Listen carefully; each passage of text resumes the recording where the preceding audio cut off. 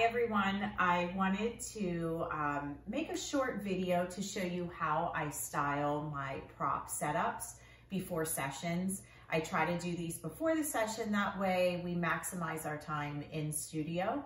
So I usually like to have these all prepared once parents tell me kind of what colors they want used and different materials that they want used in their session. If they don't have a preference, then I start with neutral tones and then I try to add in a pop of color.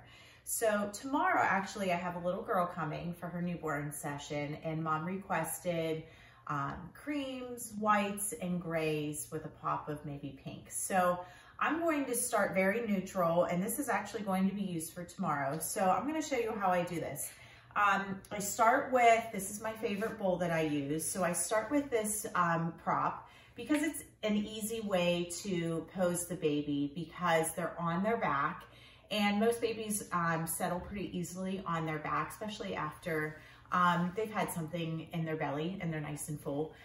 So I put them in here. And first what I do is line it so that it's nice and soft for the baby. So I usually pick just a little layer to lay in there. This also adds texture to your image. So I kind of fluff it up so it's nice and soft in there. And eventually I will be using beans. So I use these to help with positioning of their head so they're nice and comfy, or if I have to position their legs so that they're nice and curly, I use beans to kind of do that underneath the baby for support. So next what I would do is put the baby in a little outfit that goes with our set. Again, I love something that has a little bit of texture. You can see this has lace to it. So again, that's adding to your image. So I would put the baby in this, and then I'd find a matching headband. I also incorporate bonnets just to give a variety. So I have a headband for now, which is new, and I'm super excited to use this because I just got this in last week. So I'll probably use this with this setup tomorrow. And that's pretty much it. So this would be the first setup I would do in the prop. My next setup, I'd probably pick a bucket shot, not necessarily this bucket, but I wanted to go over this because this is safety too. So anytime you're doing a bucket shot, I think it's very important to put a weight in the bottom of it. Oops, as that one's being stuck to the backdrop. So I use a weight. I put this in the bottom. Just again, baby is #1 priority, and we want to make sure that they're nice and safe. So the weight in the bottom will help keep this steady. The next thing I do is I use also more beans. I use layers of blankets to help build up my layers so that the baby is nice and tucked in there. So I start with a blanket rolled up. I put my bean in. This is a special bean for the bucket. And then these two beans help support the baby as they're laying on the bucket.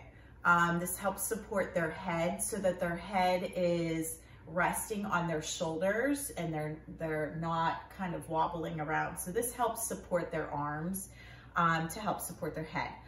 It's also very important that you have a spotter when doing this so that the baby is always has a hand on them. I know we see these cute, adorable images of babies and they're in props or they're in their hands holding their head. Those are actually composite shots, and I always take those shots with an assistant holding the baby. And then later in Photoshop, I go back and Photoshop out those hands that we're supporting. So that's important as well to note. Okay, so once this is in, then I kind of cover this up because this isn't so pretty. So I'll probably take another layer, maybe something like this, so that it covers that, and drape it over the side. Make sure baby has on a cute little headband or a bonnet, and then this setup's ready to go.